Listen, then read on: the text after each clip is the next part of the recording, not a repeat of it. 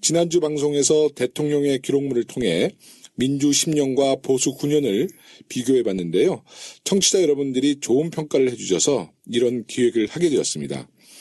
이런 방송을 통해 누가 더 유능한 정치 세력인지, 누가 더 국익과 국민을 위해 일하는 정당인지 보여드리고, 언론의 잘못된 보도나 진영 논리로 인해 잘못 알려진 사실을 바로잡는 기회로 만들어 볼까 합니다. 오늘은 외교 분야를 주제로 진행해 볼 텐데요. 우리 당 최고의 외교 전문가를 초대 손님으로 모셨습니다. 30년 넘게 외교관으로 활동하시고 참여정부에서 국정원 1차장까지 지내신 더불어민주당 한반도경제통일위원회 이수혁 위원장님을 모셨습니다. 안녕하세요. 예, 안녕하세요. 반갑습니다. 반갑습니다. 초대해 주셔서 감사합니다. 네, 근데 국정원 1차장이라는 제가 이 경력을 보고요. 예. 좀 무서울 줄 알았는데요. 이렇게 뵈니까 역사학자 같으세요. 네.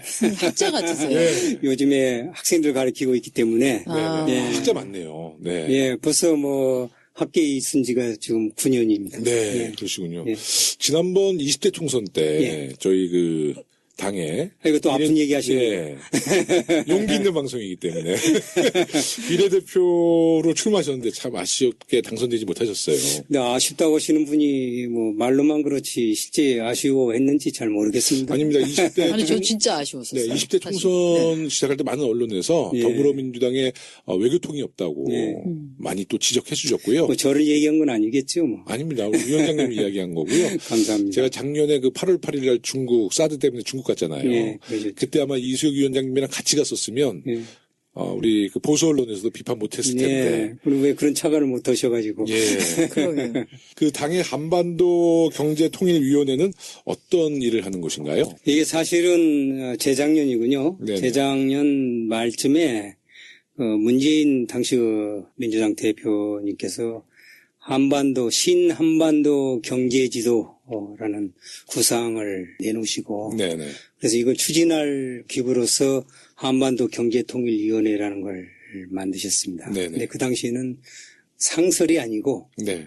비상설 네. 네네. 그런 기구로 있다가 작년에 그 당헌 당규를 개정할 때에 네네. 상설위원회로 이것을 전환을 했습니다. 그래서 앞으로도 계속 남북한 관계 그런 거 하면서 어떻게 하면은 우리의 경제와 남북 관계를 묻고 또 통일에 있어서도 어떤 방향이어야 되느냐 하는 그림. 네. 그것을 다만 한반도에 국한시키지 않고 동북아 멀리는 유럽까지 통일 문제, 남북 관계가 그렇게 발전될 수 있다는 정책을 만들어내자는 네. 지금 작업을 하고 있습니다. 지금 네. 우리 더불어민주당의 위원회가 한 10여 개, 네. 15, 16개가 되는 걸로 알고 있는데 아마 여태까지 제일 활발하게 활동한 그래서 그걸 인정받아가지고 상설위원회로 전환을 해줬습니다. 되게 3, 4주에 한 번씩 네네. 위원들이 모여가지고 심지어 이제 핵 문제까지 네. 남북관계라는 건 뭐 결국 핵 문제가 또 중심이니까 그렇죠. 네. 그래서 이제 조만간에 원고가 다 됐는데 소책자를 발간해서 필요하다고 하시는 네. 분들께 배포를 지금 할 계획으로 작업 중에 있습니다. 바로 그런 일을 지금 우리 위원회가 하고 우리 있습니다. 당대표한테 주시면 예. 사실 이게 싱크탱크잖아요. 예. 네, 우리 당대표한테 주시면 예. 한정희 의원님도 받아보시고 저도 받아보고. 예, 우리 그렇죠. 의원님들께도 다 네. 드리려고 합니다. 예산이 많으면 좀 많이 발간을 해가지고 네네네. 네, 꼭 많은 한번 분들이 보겠습니다. 보시도록 그렇게 할 예정입니다. 네, 우리 위원장님은 1975년도에 이제 외무고시에 합격하시고 예. 박정희 대통령 때부터 이제 그렇습니다. 외교관 활동을 예. 하셨는데 6명의 대통령을 그런 격이 됩니다. 모셨어요. 어느 대통령 모실 때가 그래도 가장 보람과 뭐 행복까지는 아니라도 좀 보람이 있었어요. 아무래도 저를 오늘 이 자리까지 만든 것은 노무현 대통령이시니까 또 가장 활발하게 네. 했고 그 전에 김대중 대통령 때는 제가 또 비서관을 통상 비서관을 했습니다. 네. 그래서 김대중 대통령을 모셨고 그 전에는 뭐 이제 김영삼 대통령. 관리로서 이제 뭐 한 것이지 뭐 대통령들을 직접 모시거나 네네. 대면에서 뭐 보고를 드릴 지위도 그렇게 안 됐고 네. 그분들이 이제 멀리 그냥 그렇게 모셨던 거죠. 그러니까 저한테 인상은 뭐니 해도 노무현 대통령님이 가장 저는 너무너무 존경하고 좋아했습니다, 사실은. 그러니까 사실 노무현 대통령이 외교를 균형 외교를 잘하셨는데 그 중심에는 우리 위원장님이 계셨군요.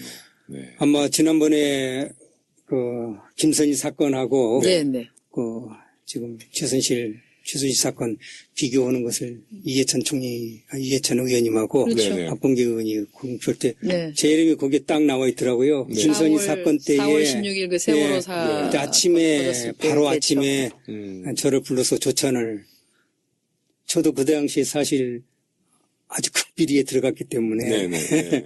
이번에 뭐 보안 손님 뭐 그거 볼 때 물론 청와대 자주 갔었지만 네네. 대통령 네네. 아침에 조찬을 하러 7시 반인가 7시인가 네. 거기 가서 이제 조찬하면서 여러 얘기를 하고 해서 이 사건 겪으면서 정말 새록새록 노무현 대통령이 얼마나 부지런하게 외교 안보 문제를 지키고 저는 참 많이 배웠어요. 네. 노무현 대통령.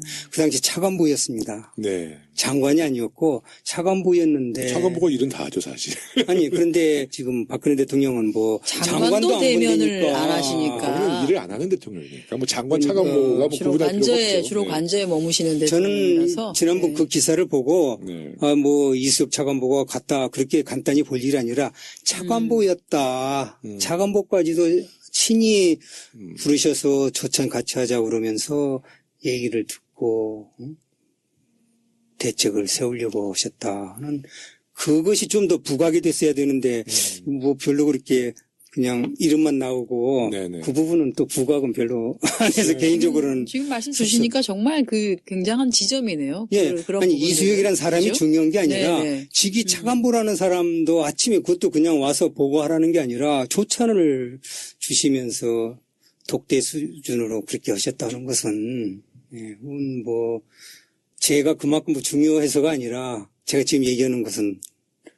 차관보 그러니까 실제로 일을 진행하고 있는 실무자죠. 사람들의 네네. 예. 그 능력이나 그분들이 판단하는 것들을 필요하면 굉장히 노무현 대통령은 높이 그렇게 평가한다는 불러서 거죠. 네. 네. 불러서 그렇게 직접 실무 책임자한테도 듣고 하시는데 참 이번에 이거하고 비교해서 가슴 뭉클하기도 하고 참 여러 가지 정말 착잡한 비교가 심정, 많이 되는 것 같아요. 착잡한 네. 참고로 심정 같습니다. 제 자랑을 좀 하자면 예. 제가 저희 남편을 노사모에서 만나서 결혼했습니다. 아, 정말요? 그렇습니까? 예. 아, 그럼 노무현 대통령한테 그 이 당시에 중매를 쓰신 거죠. 네. 양복 한 벌 해드렸어야죠. 아니 뭐 대통령의 형편이 저보다는 조금 나으신 것 같아서 이거 형편의 문제가 아니라 이거는 중간에서 그런 큰 역할을 아니 해주셨으면. 김용호 의원님 왜 또 갑자기 또 예. 네. 그 국민의정부, 참여정부 때 그 북한 간의 어떤 외교 채널이 가동될 때는 항상 우리 이수혁 위원장님이 계셨다고 그래요. 예, 제가 핵 문제 1차 핵위기 터질 때에 네네.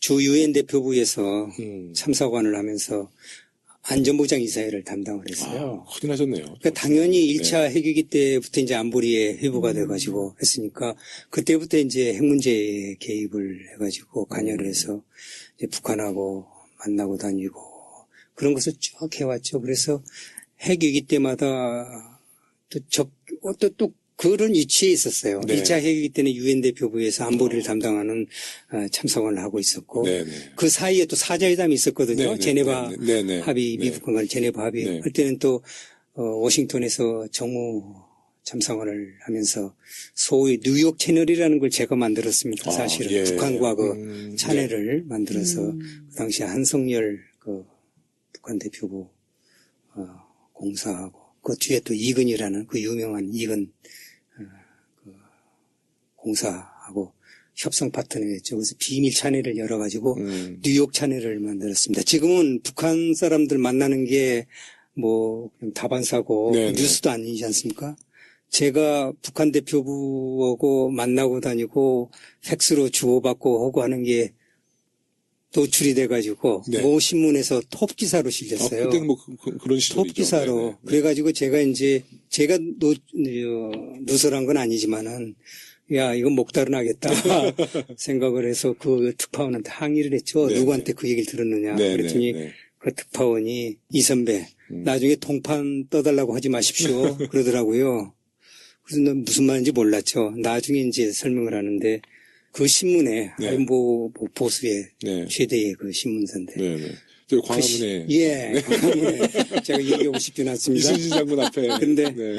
어느 분이 제가 최근에 우리 네. 전기에서 아주 유명하신 분하고 제가 이제 가까운데 그분 사무실에 갔더니 네. 옛날에 자기 기사 난 거 정말 동판 떠가지고 가지고 계시고요. 네. 톱뉴스 아닌데도 동판 떠가지고 계신데 네. 그래서 나는 이거 톱뉴스 위에 제가 높아져서 톱뉴스라면은 뭐 많이 났으니까 네. 차관보 네. 수석 대표 할 네. 때는 근데 제가 주미대사관에 네. 정무참사관 하는데 지금 일면 집들이 이렇게 높은 건 타부장치하셨으니까. 아닌데니까 그래서 지금쯤은 이제 동판 떠달라고 그래도 괜찮을까 하는 생각을 하고 이수혁 있습니다. 위원장님이 말씀한 그 매체에서 저 얼마 전에 예. 그 사드 때문에 중국 간 거 일면 탑으로 칼라로 뽑아줬거든요. 김용호 의원님도 저도 동판을 하나 만들어야겠네.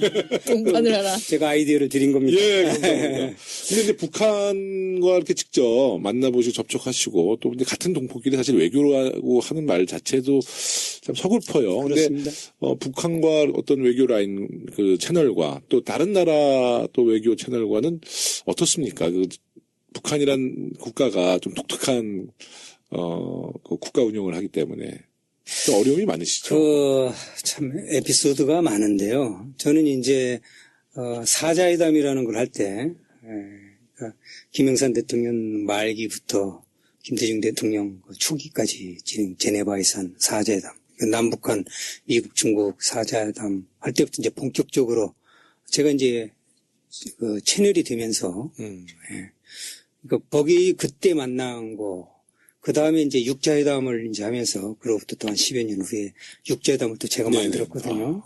사자회담도 만들고 육자회담도 네. 만들었습니다, 사실 제가. 네, 그래서 육자회담 하면서 이제 수석대표로서 또 네, 네, 네. 그렇게 만나면서 참 많은 것을 경험을 했고, 그런데, 지금 뭐 북한 대표들이 아직도 시퍼렇게 살아있고 지금 활동들 하고 계시는데 파트너들. 이런 얘기에서 또 행여 네. 도움이 되지 않는 얘기인지 네, 몰라서 좀 뭐합니다만은 그 당시에 수석대표 한 분이 네. 수혁 선생이 그 사람들은 저를 수혁 선생이라고 네, 그래요. 네, 네. 근데 뭐 님자도 안 붙이고 네, 네, 네. 성도 안 부르고 그냥 수혁 선생이라고 네, 네, 하더라고요. 네. 수혁 선생이 얘기하는 것은 우리가 토시 하나 고치지 않고 평양에 보고한다. 네. 요 얘기는 뭐냐면 저는 이렇게 해석을 했어요. 그들이 협상 대표들이 하고 싶은 얘기를 네. 건의는 평양에서 좀 싫어할 것 같은 훈련과 다른 건의를 할 수가 없으니까 그렇죠. 네, 네. 저도 감 잡았어요. 제 이름을 빌려가지고 네, 네. 수혁 선생이 남조선의 수석 대표가 이런 얘기를 하는데 얘기를 하더라. 근데 그 사람들이 중요시하는 건요. 우리 정책도 하지만은 사실은 북미 관계가 중요한 거 아닙니까? 북한은. 그렇죠. 네네. 그러니까 미국 정책을 저를 통해서 듣고 싶어 하는 거예요. 그게 미국, 가능했던 게 사자회담 그리고 육자회담을 육자회담. 통해서 다 그런 어쨌든 거예요. 테이블을 그러니까 만들어서 테이블을 그게 만들어서 가능하게 우리가 하는 만들어가지고 거니까. 이렇게 하니까 그렇습니다. 우리의 신뢰가 네. 미국이 또 우리를 신뢰했고 중국조차 우리가 이제 주도적으로 했기 때문에 네, 네. 힘이 대한민국에 뭉쳐 있었던 거예요. 네, 북한도 우리를 통해서 미국을 물론 미국 관간에 하지만은 거기에는 괴리들이 있을 거 아닙니까? 물론이죠. 네. 거리가 있어가지고 네. 신뢰가 없기 때문에 네. 그러나 우리는 같은 민족이고 같은 말하고 표현도 통역을 하지 않고 하니까 눈빛만 봐도 좀 그렇죠. 좀 느끼는 게 있고. 그 느낌, 네네네. 그 네네. 심장들이 서로 통하고 네네. 피가 같으니까 훨씬 눈초리 보고 통역을 거치지 않으니까 네네. 우리를 속마음을 읽는 거예요. 네네. 우리도 북한의 속마음을 그렇죠. 읽고 네네. 그렇기 때문에 저를 통해 가지고 미국의 정책을 알고 우리 한국의 정책 그 당시에는 이제 아주 접촉이 많기 때문에 네네. 숨길 일도 없고 또 진솔하게 해야 되고 가장 좋은 정책은 정직한 거니까 네. 숨김없이 그대로 하고 하니까 참 좋아했죠. 네네. 좋아해서 조금 오해도 제가 받았는데 어쨌든 그런 소통을 한다는 거 네. 그게 외교관이 할 일이고 그게 외교죠. 정부가 할 일이고 네. 그게 남북관계에서 할 일인데 네네. 그 뒤에 지금 보수정부의 이 9년간은 네. 완전히 차단된 채 네. 그것도 지금 성과라고 하고 있으니 말이죠. 뭐가 답답하죠. 성과인지. 이제 그 이야기를 이제 하나하나 이제 풀어내겠습니다. 예, 예. 네. 기본 원칙을 보면 네. 김대중 정부 노무현 정부에서는 소통하고 대화하고 통하면서 사실은 위험을 관리를 했던 것 네. 같아요. 네. 우리가 남북 관계라고 하는 것은 서로를 적대시하는 것이 아니라 발생할 수 있는 위험들을 관리하는 차원으로 어쨌든 끌고 가서 그것이 잘 관리되는 시점 어느 정도 기간이 가면 이거를 안 게 아니라 뭐 휴전이 아니라 평화 협정으로 바꿀 수 있지 않겠나라고 하는 그 두 분의 그런 뜻이 담겨져 있지 않았을까. 그래서 아마 우리 이수혁 위원장님께 그런 역할을 할 수 있도록 정말로 아주 정권을 주시면서 그렇습니다. 일을 할 수 저는 있도록 참 해주신 거 아닌가 싶네요. 노 대통령께 감사드리고 네. 하는 게요. 노 대통령이 저한테 훈령 내려주신 것은 이라크 파병 인원 결정하기 직전에 저를 이제 특사에 준해서 이제 국비리에 파견을 하셨거든요. 네. 그때 구체적인 훈령을 저한테 주신 거 외에는 육자회담과 관련해 가지고는 어떤 구체적인 훈령이 없었어요. 저를 신뢰를 하고 우리 외교부가 하는 것을 신뢰를 하시고 전문가에게 모든 것을 맡기고. 예. 네. 그러니까 저는 그런 면에 있어서 은혜를 많이 받았지만 노무현 네. 대통령한테 무한한 그 존경과 네. 그런 판단력. 네. 자기가 몰라도 뭐 아는 체 하고 지시도 내릴 법하고 저 만나면 이렇게 해봐라고 할 텐데 제가 얘기가 너무 길어졌는데 이 얘기는 잊어버릴까봐 제가 네. 지금 네. 하는데 제가 지금 여러 그 정책 만드는데도 그런 안을 좀 이번에는 실현을 좀 시켜보려고 언제 한 번은 저를 이제 오라고 하시더니 외교관들은 협상하는 것을 잘 이해를 못하겠다. 뭐냐면 이제 우리는 단계별 북핵 해법이 단계적 해법을 택했거든요. 네네. 이거 하면 이제 그 다음엔 또 이거 하고 네네. 이거 하고 네네. 이거 하고 해서 이제 동결을 끝을 맺고 네. 또 이렇게 하면 또 폐기까지 가면 단계별 접근책을 이제 추진했거든요. 네. 노 대통령 말씀이 정치인들은 그렇게 않는다. 모든 이슈를 테이블에다 놓고 패키지 들여서 일괄 타결을 하는데 원샷. 오이에서 원샷이죠. 네, 네, 네. 오이에서 외교관들은 이거 다 하나씩 나눠가지고 하느냐. 그래서 제가 그랬어요. 이것은 핵 문제라는 독특성 때문에 다른 문제라면은 아마 원샷으로 할 수도 있는데 핵 문제는 원샷에 해서 될 수 있는 성질의 것이 아니다. 왜냐하면 시설을 파기를 해야 되는 건데 결국은. 그렇죠. 네네. 근데 그 과정에 중지시켜야 되는 과정이 필요하다. 중지시켜가지고 뒤로 가게 앞으로 가던 것을 뒤로 가게 하려면 정지시켜야 되는 네, 단계가 네. 필요한데 그 정지시킨 단계도 매우 정교하게 만들지 않으면은 속고 속이고 하는 현상이 생기기 쉽기 때문에 네네. 그래서 이게 단계 확인하고 하고 가야 끝이 결과가 있기 때문에 성격이 다르기 때문에 일반 정치적 사안을 다루는 거와는 다르다. 근데 모든 외교 협상이 그렇게 하는 건 아니고 핵 문제가 가지는 매우 그 기술적이고 물리적이고 또 고도의 정치적 면이거든. 그 나라의 안보와 관계된 것이고 그렇죠. 하기 때문에 매우 철저한 검증이 필요하기 때문에 그렇다 했더니 나는 잘 이해는 안 되지만은 전문가들이 그렇게 판단하니까 뭐 그렇게 근데 하셔야죠. 노무현 대통령도 대단하신데요. 우리 이수혁 위원장님도 참 용기 있는 분 같으세요. 네. 주로 이제 대통령께서 뭐 정치인을 다 이렇게 원샷으로 한다 그러면 예, 그럼 저희도 원샷으로 원샷으로 하겠습니다. 이렇게 해보겠습니다. 하는데 또 그것을 또 논리 정연하게 대통령을 설득하고 아마 그런 성격 때문에 네. 수석 대표를 아, 쓰셨다는 잘하셨습니다. 말을 저한테 아첨하는 부하 직원이 네. 해서 그러는 걸 아니 들은 근데 적이 우리 있었어요. 박근혜 정부에 이수혁 위원장님 같으신 분이 계셨어야 되는데 뭐 김기춘 뭐 우병우 뭐 한수. 하라면 그냥 하는 거고 저도 대통령이 그냥 주무시면 안 깨우고 그런 이유로 저를 안 썼다는 그러니까요. 소문을 또 들었습니다. 네. 지금 보시면 그 이후에 이명박 정부, 박근혜 정부에서 그러니까 외교부 후배들일 수도 있고 이렇게 좀 보시잖아요. 얘기도 좀 들으시고 하는데 똑같이 국민의 정부나 노무현 정부 그 이후를 거쳐서 온 지금 외교부 공무원들도 있을 텐데 그 내리는 평가들이 좀 어떻든가요? 잠시 갑자기 또 그게 듣고 싶네요. 어떤 평가?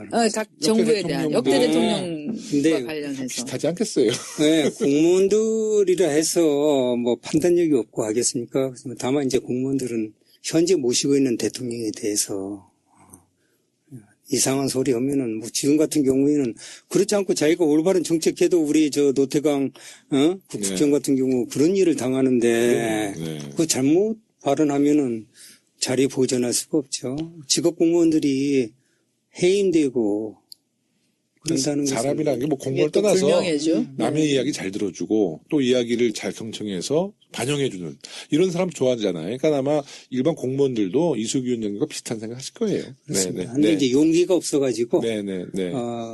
직원이나 자기 입장을 분명하게 얘기하는 것을 조금만 높아지면은 또 권위를 찾기 때문에 네네. 그 앞에서 이제 기갑이 이리 죽죠. 근데 우리 이수기 위원장님이 국정원 1차장을 지내셨어요. 예. 주로 이제 1차장, 2차장, 3차장까지는. 예. 네, 1차장은 주로 어떤 역할을 1차장은 뭐 그 정부 때마다 이 직제를 바꾸고 아, 그래요? 업무를 달렸는데 제가 할 때는 네. 해외 파트하고 경제 파트. 대외 경제. 해외하고 국내 경제. 아, 국내 경제. 예. 그럼 2차장은 국내. 국내 이제 정치. 네네. 그럼 3차장은 대북 대북 관계죠. 네, 네네. 외교안보 분야를 저희가 이제 1시간의 시간이 있는데요. 네. 이게 외교안보 분야를 1시간 만에 오늘 마무리를 할 수는 없을 것 같아요. 그래서 우리 이수기 위원장님 시간만 괜찮으시다면 저희가 앞으로 시리즈로 좀 우리가 기획해서 위원장님 모시고 제가 말씀을 좀 나누고 이 싶은데. 팟캐스트에 애청자들한테 흥미를 유발할 수 있는 화법을 못 가지고 있어서 사실 이거 응해야 되나 하는 고민을 많이 했습니다. 제가 팟캐스트를 들으면서 네네. 저분들 어떻게 저렇게 얘기를 말씀을 잘해 주시고 또 젊은 사람들이 귀에 쏙쏙 들어오게 저렇게 하지. 근데 저만 해도 이제 그런 류의 팟캐스트 같은 게 우리 때는 없었기 때문에 네. 저는 요즘에 뭐 인터넷 통해 가지고 젊은 사람도 학교에서 교수를 하고 네네, 있으니까 네. 비교적 뭐 많이 쓰고 네. 또 제가 개그 콘서트에 아주 오랜 네. 오랜 팬이시군요. 예, 팬이거든요. 그래서 다음 개그 방송 때? 콘서트에 나오는 얘기 많이 제가 강의할 때도 하는데 네. 그런데 이제 공식적으로 핵 문제 할 때는 딱딱한 얘기를 하는데 그렇게 하면은 핵 문제는 무겁게 해야 되는데 네네. 그래서 주제가 이게 팟캐스트에 나와서 근데 지금 해보니까 뭐 이렇게 웃으면서 잘하세요. 네, 아주 정말 잘하십니다. 잘하시는데요. 네. 저희가 그 서당캐가 제가 이렇게 들어봤더니 조금 특징이 있는 것이 네. 이렇게 잔잔하게 지식을 전달을 깊이 있는 지식들을 전달해주고 그것을 좀 좋아하세요. 그러니까 그 이 서당캐를 즐겨 들으시는 우리 그 뭐 어찌 보면 애청자 분들은 뭐 많이 과격하게 왔다 갔다 하는 게 아니라 실질적으로 일어나고 있는 여러 다양한 부분에 대한 깊이 있는 얘기들 이런 걸 전해주는 거를 되게 좀 좋아하시더라고요. 그래서 아마 우리 이수혁 위원장님이 딱 맞으실 것 같기도 합니다. 뭐 네. 제가 괜찮다 하는 그 청취율이 높으면은 불러주시고요. 네. 청취율이 낮으면은 뭐 청취율이 높지는 않고 한 30만에서 50만 정도 듣습니다. 아유, 공식적으로만. 네. 이제 근데 우리 비공식 두 100만. 의원님이 또 아주 편하게 해주시네. 네. 아주 말 못하는 사람도 나오면 아주 말을 그러시고 화려하게 하실 것 같네요. 이 팟캐스트 의 스타가 되실 것 같은데요. 그래요. 그러게요. 오, 개그 콘서트 좋아하시면 다음 네. 방송 때 유행어나 성대모사 하나 준비해 오시면 대박 납니다. 성대모사는 못하고요. 예. 노무현 대통령 뭐 성대모사 같은 거 준비해 오세요. 개그 콘서트에 나오는 요즘에는 좀 그 시청률이 떨어져서 별로 네. 좀 재미가 좀 없어졌던데 네네. 어쨌든 뭐 그런 거 가끔 예. 하여튼 꼭 활용합니다. 모시겠습니다. 꼭 나와주세요. 감사합니다. 이게 예, 우리가 불러주십시오. 그 안보 외교 또 예. 역사를 위해서도 예. 굉장히 중요한 그렇습니다. 네. 좀 시간이 저도 될 것 앞으로 같아요. 네. 이런 류에 해서 좀 외교 안보가 얼마나 중요한지 사실 양대축이라고 하지 않습니까? 그럼요. 네. 안보와 경제하고 하는데 근데 지도자들은 사실 민주당도 그런 것 같아요. 사실은 n분의 1이더라고요. 2분의 1이 아니라 네. 비중이. 네. 그렇잖아요. 네. 솔직히 우리 지난번 총선 때도 20대 총선 때도 총선 공약에 보십시오. 네. n분의 1이에요. 한 7분의 1. 네. 네, 2분의 1은 저는 요구하지는 않지만 네. 저는 당대표들한테 그런 얘기를 많이 했어요. 내가 2분의 1을 주장하는 건 아닌데 3분의 1의 비중은 두어라. 그 외교안보가 중요하다고 하면서 절대 중요하죠. 네. 뭐 n분의 1에 7분의 1 포심밖에 안 하면은 어느 국민이 저도 그래서 비례대표 안 들어간 거 아니겠어요? n분의 1이니까. 맞습니다. 그 말씀 맞습니다. 네. 아이고, 좀 아쉬운 부분인데 일단은 이제 광고가 준비되어 있습니다. 네, 우리 잠시 광고 듣고 본격적인 이야기 나눠보겠습니다.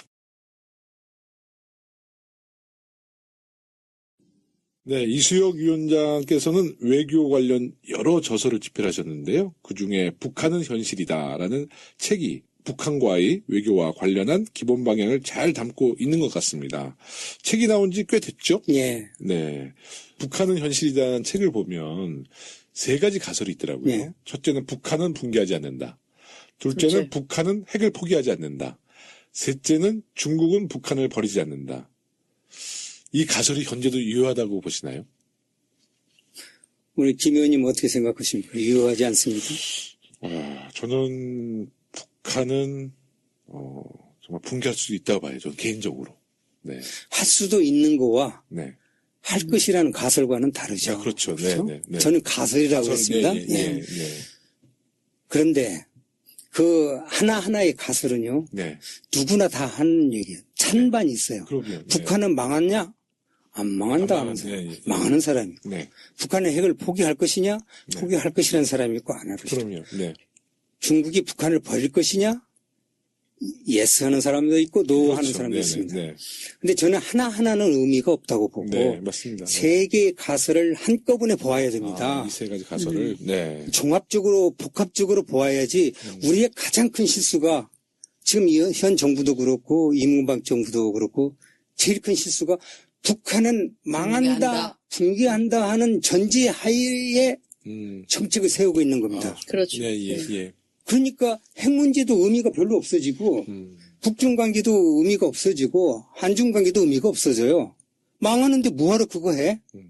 그 신경 별로 안 써도 돼. 네, 그런데 그러면 안 되는 거예요.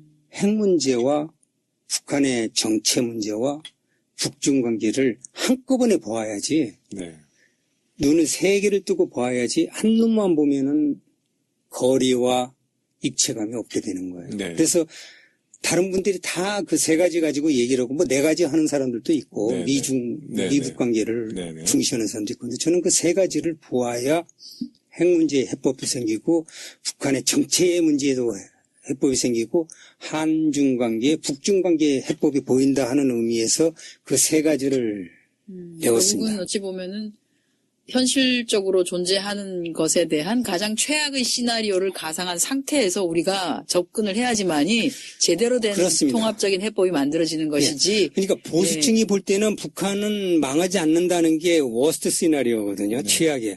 그런데 북한이 망한다고 보고 이명박 정부부터 했기 때문에 핵 문제가 전혀 남북관계도 다 틀어져 버리고 하는 거가 되는 겁니다. 그러니까 이 세 가지 가설인데 제가 사실은 가설이 아니라 나는 그렇게 본다 네, 네, 하고 네. 하고 싶었는데 네, 그것도 제가 용기가 좀 없고 비난이 양쪽에서 보수 진보 양쪽에서 어떤 이유로든 간에 제가 감당을 할 수 없을 것 같아서 솔직히 고백건데 네. 가설이라고 하고 네, 네, 그 대신에 제가 토를 또 달았어요. 네, 그것을 가설이라 해서 끝을 어미를 말라를 붙이지 말아주기 바란다.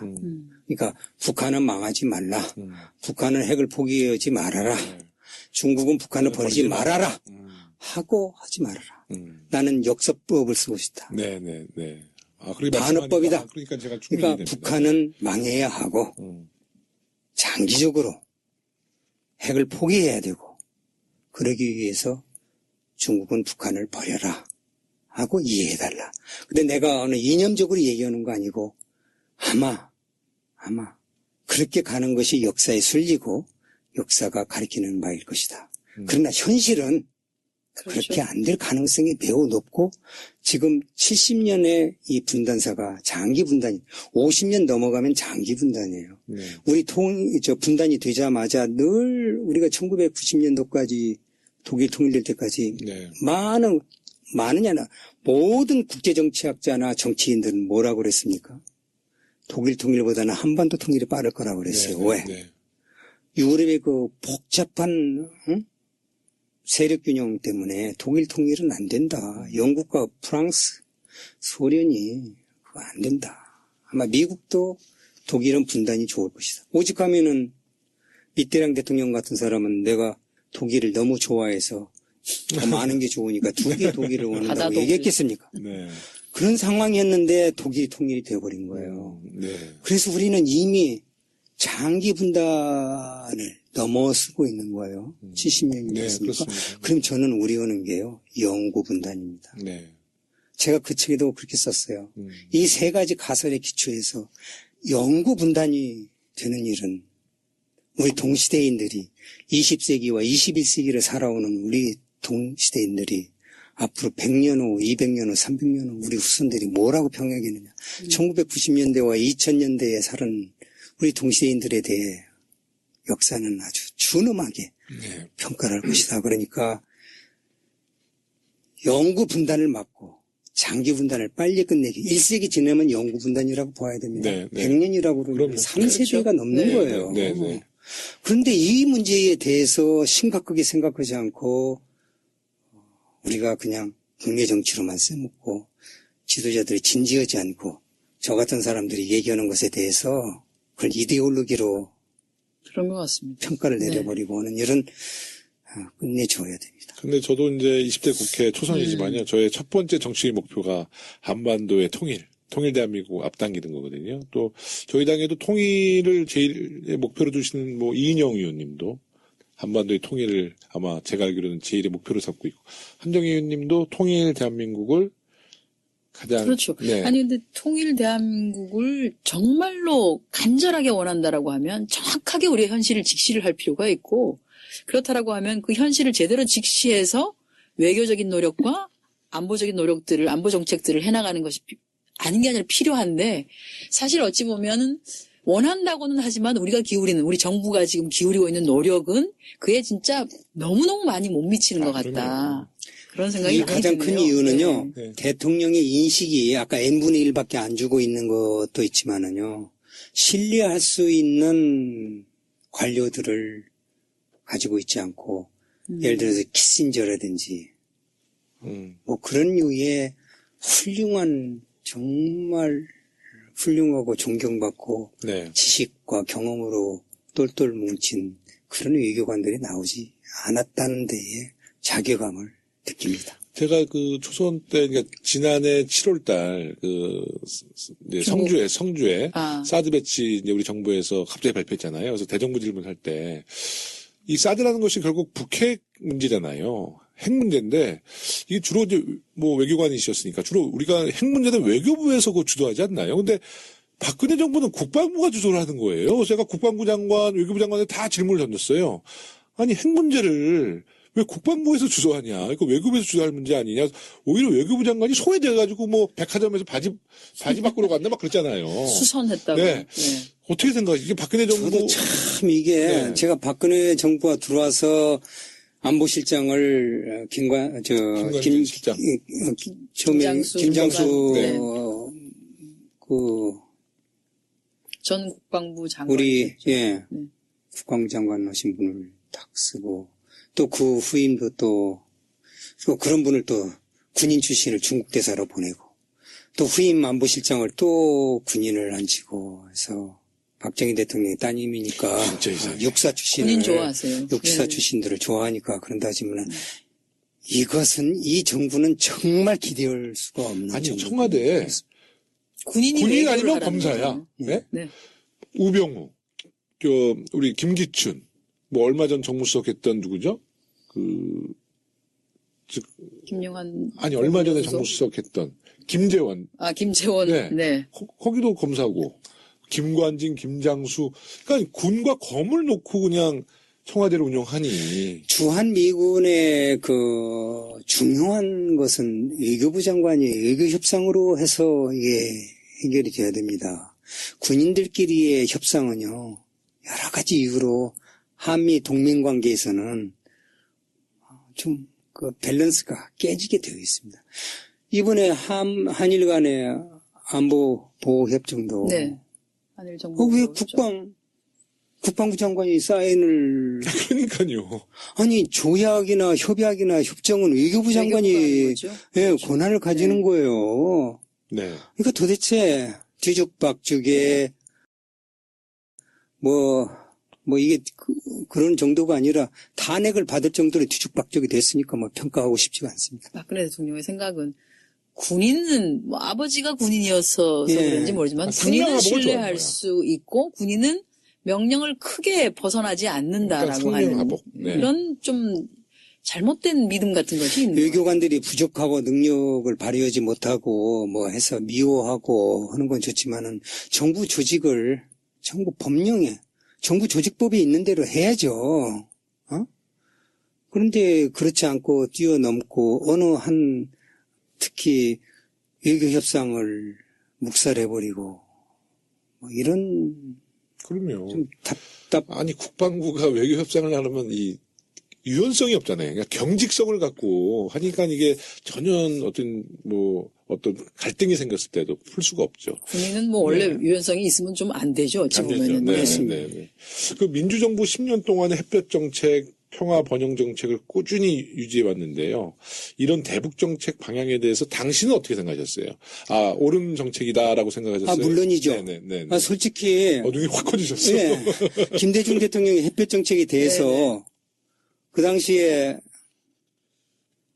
미국의 국무장관이 올브라이트였지 않습니까? 얼마나 김대중 대통령을 존경하고 그랬습니까? 햇볕 정책에 대해서 칭송이 또 실제 국제사회에서도 얼마나 많은 성원을 받았습니까? 그런데 햇볕 정책의 결과 그 사이에서도 북한이 핵을 꾸준히 개발했다. 그건 사실입니다. 그건 사실이에요. 그것 때문에 햇볕 정책이 옛날에 영국이 독일의 그 히틀러하고 하는 그 유화 정책 이거하고 같은 성격으로 보아버린 거예요. 히틀러한테 굴복해버린 그 유화 정책이 결과적으로 전쟁이 나버린 거 아닙니까? 독일이 주데텐을 침략을 해버렸으니까 안 하겠다고 약속을 했는데 그런 수준에 해서 이 햇볕 정책을 2차 대전이 일어나게 했던 체멀린의 유화 정책과 같은 레벨로 평가절하하고 표명하게 된 겁니다. 근데 그것은 북한이 우리가 햇볕 정책을 하는 사이에서도 속였었다 하는 사실이 참 뼈아프게 맞는 겁니다. 그렇지만은 그 당시 햇볕 정책은 획기적인 정책이었고 그 당시에 우리가 앞으로 가야 될 남북관계를 어떻게 처리해야 되느냐 하는 큰 길을 만드신 거예요.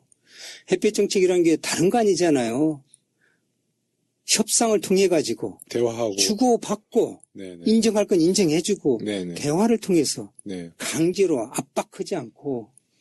근데 이제 새누리당 정권에서는 햇볕 정책 때 이제 우리가 인도적인 차원에서 지원도 하고, 근데 그런 어떤 이 자원을 갖고 북한에 핵을 개발했다는 걸 있는데 만약에 우리 김대중 정부와 노무현 정부에서 햇볕 정책을 안 하고 지금 같이 냉전으로 만약에 그 북한에 대한 대외 정책을 짰다 그러면 오히려 북한의 핵은 더 가속화되지 않았을까요? 또 직접적인 도발도 근데 우리가 했을 이제 것이고. 크레오파트라의 코가 낮았으면 하는 식으로 네. 반사실적 가설을 가지고 얘기하는 건 별로 의미가 없고 햇볕 정책이 없었으면은 네, 없었으면 네. 그 질문보다는요. 네. 햇볕 정책이 실패했다고 치자. 네. 왜냐하면 핵을 그 당시에도 개발했기 때문에 네. 그걸 못 막았기 때문에 실패라고 한다면은 네. 이명박 정부하고 박근혜 정부가 한 강압 정책, 억압 정책은 성공했는가? 이명박 정부 때에 일어났었던 남북관계 충돌사를 우리가 또 잊고 있는 거예요. 10년도 안 된 역사를. 네. 천안함 사건, 연평도 사건, 이건 전쟁입니다. 전쟁이죠. 연평도에 양민들이 살고 있는 데다가 폭을 쏘아가지고 사상자가 적어서 다행이었지만 어쨌든 사상자 발생하고 불바다를 만들어버리고 전쟁이거든요. 남의 영토에 무력 공격입니다. 이건 사실은요. 침략 전쟁을 한 거나 다름없는 거예요. 전쟁을 선포한 거였어요. 직접적인 도발이니까. 자, 그런 일도 벌어졌죠. 그 뒤에 얼마나 핵이 더 고도화되고 경량화돼서 이제는 미사일에다가 실어가지고 핵무기를 쓸 수 있게 발전한 거예요. 네. 그러니까 초기 단계에서 중기 고도화까지 지금 이러는 게 지난 9년간에 일어난 일입니다. 근데 그걸로 끝이었습니까? 대륙간 탄도미사일은요. 그렇죠. 노무현 대통령 때까지는 없었던 거예요. 이명박 때부터 막 해가지고 박근혜 대통령까지 와서 지금 30여 발을 갖다가 실험한 거예요. 그래서 지금 대륙간 탄도미사일은 이제 완전히 성공 단계에 왔다고 김정은이가 선언을 하니까 이제 오바마는 택도 없는 소리 말아라. 뭐 했지만은. 트럼프 예. 정부가 이제 예, 취임하는데 트럼프가. 예. ICBM 뭐 조만간 예. 뭐 발사할 그러니까 거잖아요. 이 핵이 경량화되고 정밀화되고 하는 그 팩트와 또 미사일이 그냥 탄도미사일뿐만 아니라 지대지 뭐 그런 정도가 아니라 SLBM 네. 잠수함에서 쏘아 올리는 미사일은요. 언제 어디서 예측 불가능. 예측 불가능 상황이 알 된 수가 거예요. 없죠. 이렇게까지 고도화되어 있는 이 미사일의 발달과 핵무기의 이 고도화를 어느 정부터 일어난 거예요. 이명박 그럼 박근혜 이제 그러겠죠. 정부구나. 초기 때 그때 못하게 했어요. 김대중 대통령 때 핵무기가 초기가 아닙니다. 노태우 대통령 때부터 만들기 시작한 거예요. 그렇죠. 노태우 대통령이 1992년 남북 비핵화 공동선언 92년에 나왔을 때 그리고 1차 핵위기가 93년도에 터졌어요. 그 얘기는 비핵화 합의를 노태우 대통령하고 하면서도 뒤로는 핵 한 거죠. 한 네. 거예요. 김대중 대통령 때 핵무기를 만들기 시작한 거 아니에요. 그럼요. 네네. 이미 역사가 있는 것을 그런데 이제 한 가지 참 안타까운 건요. 안타까운 것은 1차 핵실험을 네. 노무현 대통령이 했다는 사실이에요. 네. 근데 그것도요. 그러니까 김대중 노무현 때도 북한의 그 개발을 하고 있었죠. 근데 북한의 1차 핵실험이 남한 때문에 생긴 게 아니었어요. 북한의 핵실험의 타이밍을 보고 있었는데 육자회담이 진행되고 있었기 때문에 못한 거예요. 네. 협상은 그런 겁니다. 제가 협상이 중단된 거 문제는요. 네. 북한이 핵실험을 할 때라는 건 육자회담이 중단될 때였어요. 네. 근데 육자회담이 중단이 됐어요. 네. 1차 핵위기, 1차 핵실험할 때 왜? 그 유명한 방코델타 아시아. 네. 그 2천만 불 때문에 미국이 북한의 금전적 쪼아버렸죠. 목을 네. 쪼으니까 북한 핵실험을 한 거예요. 저는 그 당시 이제 독일 대사에 있었지만 워닝을 주었어요. 미국이 그렇게 자꾸 압박하면 북한이 무슨 짓 할지 모른다. 실행이 된 거예요.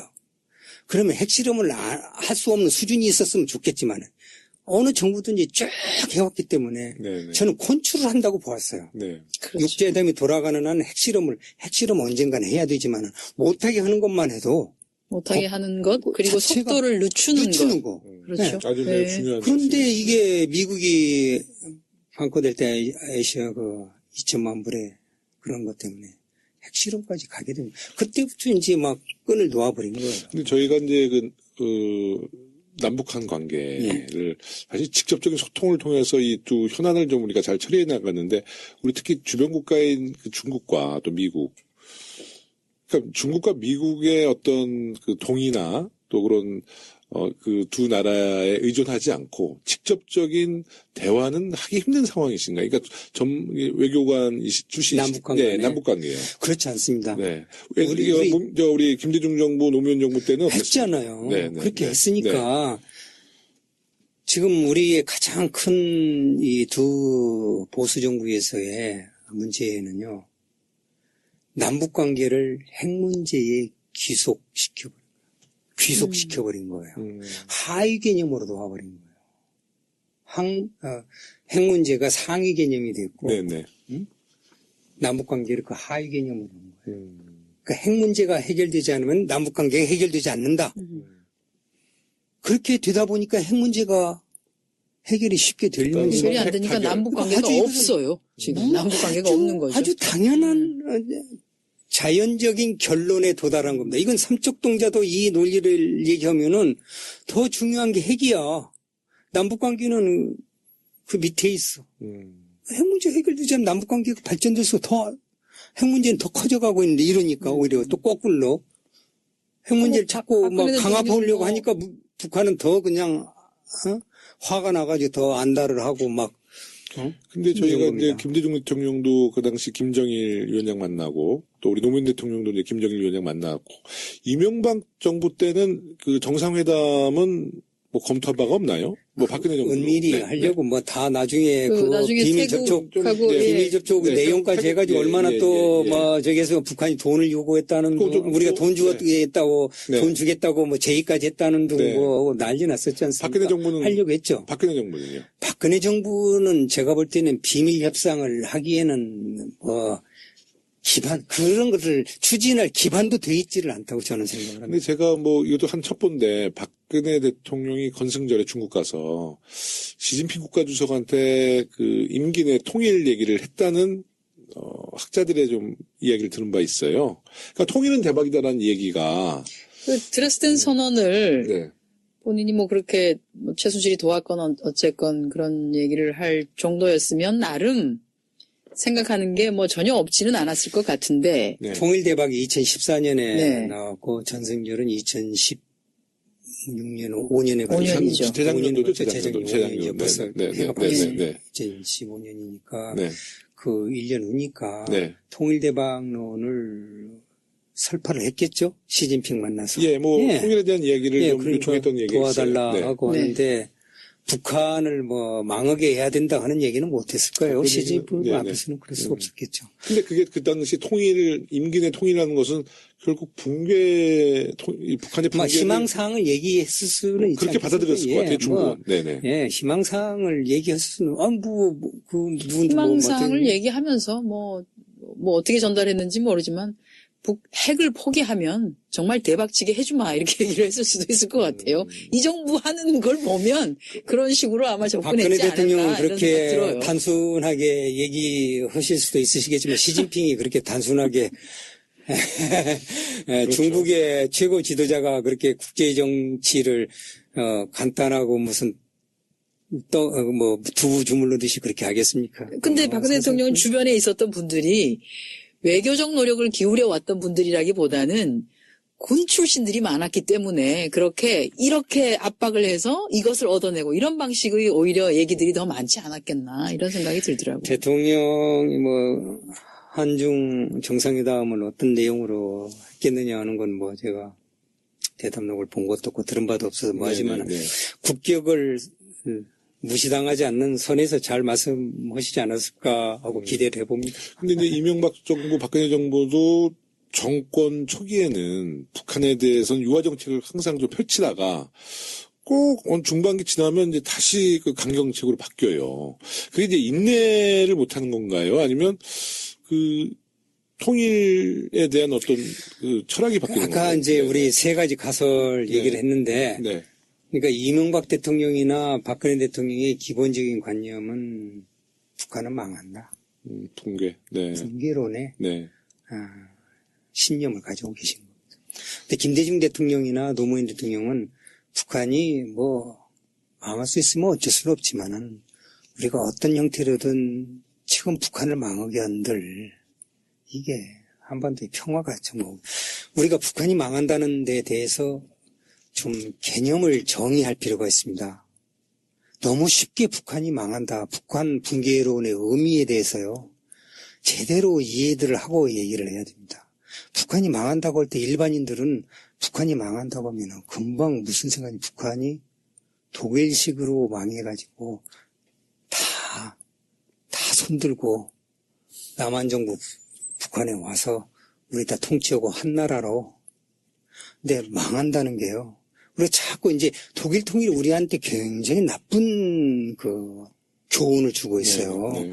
망하는 게 굉장히 쉽게 망한다는데 국가가 망한 나라는 동독밖에 없었어요. 자꾸 우리가 동구에 그 당시에 90년대 네. 동구에 몰라간 동구의 제도가 망했지 레짐이 망했지 네. 국가가 망한 나라가 없어요. 가난해서 망한 나라 없습니다. 네. 네. 근데 독일 주민들은 독특하게 분단이 정말 강대국에 의해서 전쟁한 것도 없는데 동서독간에 강대국이 독일을 죽이기 위해서 전쟁범이기 때문에 죽이기 위해서 분리해 놓은 거니까 증오심이라는 것도 다 아는 얘기지만은 그렇기 때문에 쉽게 그렇게 되는데 남북한 건 완전 지금 그래서 우리가 우선 빨리 쉽게 얘기하면은 국가가 망한다 네. 하는 것은요 현대사에 들어와가지고 망한 국가 없어요.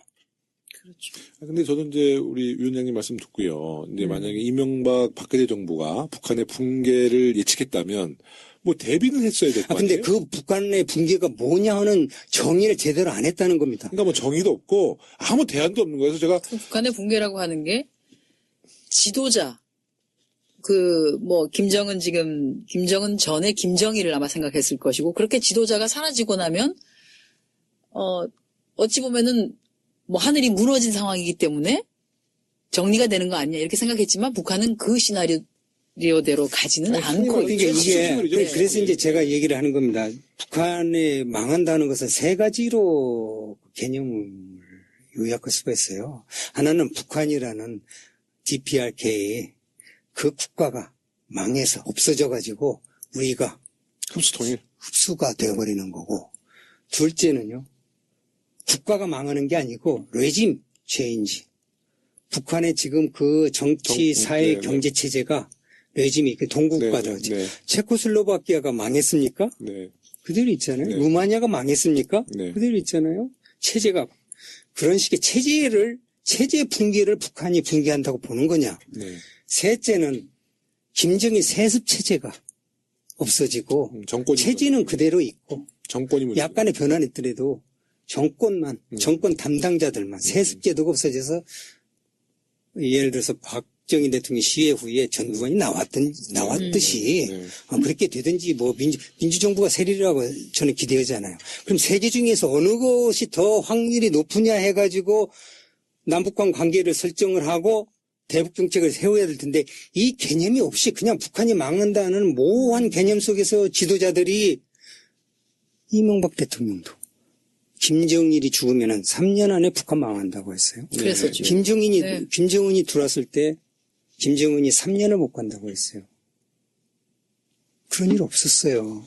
그럼 이것을 왜 어떻게 망한다는 게 무엇을 의미하는 건지 그 개념 없이 막연한 희망사항을 섞은 안보정책, 대북정책. 근데 이런 외진 것들을 하고 있는 것 체인지나 같아요. 거기 네. 지도자가 바뀐 걸 가지고 우리가 절대 북한에 들어가서 컨트롤할 수가 없어요. 그렇잖아요. 국가인데 그렇습니다. 북한이 망했다. 국가가 망했다. DPRK가 망했다. 조선민주주의 인민공화국이 망했다. 우리가 못 들어가요. 유엔의 그 헌장에 의해서 독립된 국가예요. 네. 우리가 거기에 진주할 하등의 권리를 주지를 않아요. 근데 왜 북한이 망하면은 흡수 통일을 얘기를 하느냐고요. 그래서 국제사회가 중요한 거예요. 굉장히 좋은 지적을 예. 해주시네요. 그러니까 이 세 가지에 북한이 망한다는 것을 당신이 무슨 것을 의미하는 거냐면 대답하는 사람이 없어요. 그렇게 세 가지 복잡한 거예요? 그러니까 우리 정말 전문가께서 이렇게 말씀해 주시는데 맞아. 아니 반기문 유엔 총장이 이런 거 이 총장 시절에 박근혜 대통령을 설득해서 이런 것을 가르쳐 드려야지 이런 이야기 아마 대통령한테 하진 않았을 거예요, 반기문 총장. 너무 아쉽습니다. 이번엔 좀 주제를 좀 바꿔보면요. 그 작년에 이제 북한 핵실험 이후에 그 새누리당과 일부 보수 언론에서 우리 대한민국의 핵 무장론을 이야기하고 있습니다. 네. 씨알도 먹히지 않는 소리. 네, 이거 정말. 네. 그 핵무장론을 얘기하는 사람들의 그 뇌의 구조는 어떤 구조인가요? 제가 자랑 같지만은 모 신문사하고 이걸 길게 인터뷰를 해가지고 네. 그 뒤에부터는 핵무장론이 쏙 들어갔습니다. 네, 네. 근데 결국은 이제 핵무장론 또 사드 국면으로 해서 안보 플레임 이런 것이 결국은 이제 보수 정권을 다시 재탄생시키기 위한 선거 전략, 당리당략일 가능성도 굉장히 높은 것 같아요. 그래서 제가 핵무장론 나올 때도 파퓰리즘이고 네. 사드 문제도 파퓰리즘으로 접근하지 말라고 주장을 하는 겁니다. 그러니까 사드 배치가 저는 이제 답은 알고 있습니다만 사드 배치가 정말 북핵을 저지할 수 있다고 보시나요? 네. 사드 문제는 지금 효용성의 문제, 네. 그다음에 시급성의 문제, 그다음에 절차상의 문제 가지고 우리가 세 가지로 네. 주로 이제 공격을 하고 있는데 아까 그 핵무장론도 네. 저는 핵무장론이 쓸데없는 거라는 얘기가 아니고 네. 핵무장하면 좋죠. 우리도 핵과 되면 좋죠. 이미 있으면 좋죠. 좋죠. 개발하면 좋죠. 네. 그렇지만은 국제사회가 미국이 한미 동맹으로 이렇게 한 나라가 저 이라크 같은 나라, 이라크 같은 나라, 이란이란 나라, 시리아가 만들려고 해도 못하겠는데 동맹관계에 있는 우리나라를 미국이 핵 문장하라고 하겠습니까? 그럼 미국이 주창하고 있는 NPT 체제가 완전히 붕괴돼 버리는 거예요. 네. 핵이 없는 세상을 지금 세계를 만들려고 오바마도 그렇고 지금 뭐 시진핑도 그렇고 이번에 또 그런 얘기하고 지금 국제사회는 똘똘 뭉쳐 있거든요. 네. 5대 핵무장 국가들이 불허하고 있는 거예요. 뭐 일부 몇 개 국가는 바깥에서 지금 핵무장을 하고 있지만, 근데 핵무장을 해서는 되느냐 안 되느냐로 제가 얘기한 건 아니고요. 할 수가 없어요. 아, 당연하죠. 그 다음에 사드도요. 하면 좋죠. 그게 북한의 핵공격을 막을 수 있다면은, 네.